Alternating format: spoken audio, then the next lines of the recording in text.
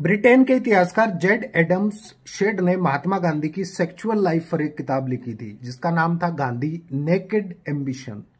इस किताब में कुछ बातें लिखी हैं जिनको हवस के पुजारियों ने बिना समझे अपने चाल चरित्र के हिसाब से उनका आंकलन कर लिया, जबकि इस बुक के राइटर ने खुद कहा है कि गांधी जी की सेक्सुअल लाइफ कुछ बेहद कठोर एक्सपेरिमेंट से भरी थी, कुछ बेहद कठोर प्रयोगों से भरी रही थी जिसके बेहद कठोर नियम थे। किताब में भारत के राष्ट्रपिता महात्मा गांधी के यौन जीवन के बारे में कुछ ऐसी बातें लिखी हैं जिनको जानबूझकर विवाद का हिस्सा बनाकर पेश किया गया है।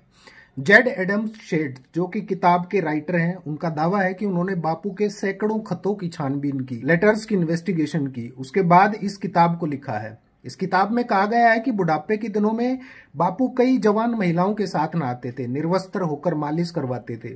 लेखक ने यह भी दावा किया है कि वो अपनी शिष्याओं के साथ सोते थे। पहली बात कि ये मात्र बुक लेखक का दावा है, जबकि इसी बुक में उन्होंने साफ साफ लिखा है कि ऐसा कोई सबूत नहीं मिला जिनके बलबूते पर यह कहा जाए कि गांधी जी के उन महिलाओं के साथ यौन संबंध थे।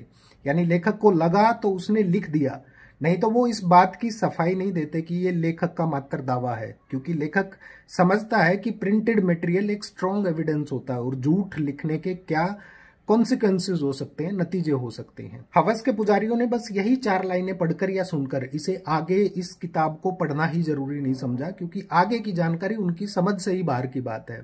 इस बुक में लेखक ने साफ साफ लिखा है कि बापू सिर्फ लोगों को यह संदेश देना चाहते थे कि तमाम मुश्किलों के बावजूद सहन शक्ति और दृढ़ इच्छा के बल पर कैसे जिया जा सकता है। राइटर का खुद कहना है कि यौन संबंध के कोई सबूत नहीं, बल्कि वो लोगों को अपनी सहन शक्ति दिखाना चाहते थे। थोड़ा और बता दूं कि किताब में आगे क्या लिखा है, सुनो।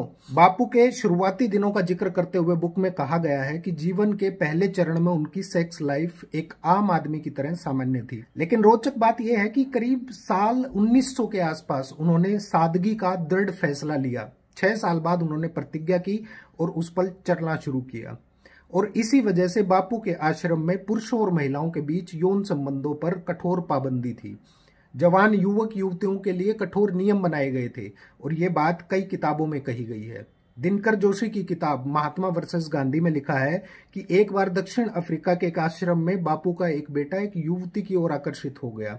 इस बात का पता चलने पर बापू ने दोनों को कड़ी सजा दी थी। इसी बुक में लेखक ने यह भी दावा किया है कि गांधी जी को अपने सेक्स जीवन को लेकर एक बात का अफसोस रहा। 1885 में जब गांधी जी की पत्नी कस्तूरबा के पिताजी की मृत्यु हुई थी, तब उन्होंने कस्तूरबा से शारीरिक संबंध बनाए।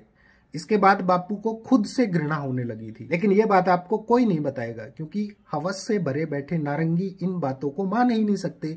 वो अपने फेवरेट टास्क से कैसे नफरत या घृणा कर सकते हैं। आगे सुनो। नेहरू के अलावा ब्रिटेन के इतिहास पर भी कई किताबें लिख चुके शेड्स ने भी ये माना है कि गांधी जी दृढ़ इच्छा शक्ति पर यकीन रखते थे और देखना चाहते थे कि क्या सेक्स पर काबू पाया जा सकता है।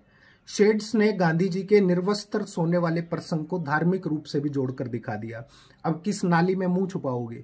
शेड्स ने इसी बुक में कहा है कि गांधी जी की इस धारणा पर हिंदू धर्म में प्रचलित इस मान्यता की झलक मिलती है कि काम वासना पर वशीकरण से नई शक्तियां मिलती हैं, लेकिन नहीं, वासना की चाशनी में डूबे भक्त 4 लाइनों में ही अपना पूरा जीवन खोज लिए हैं।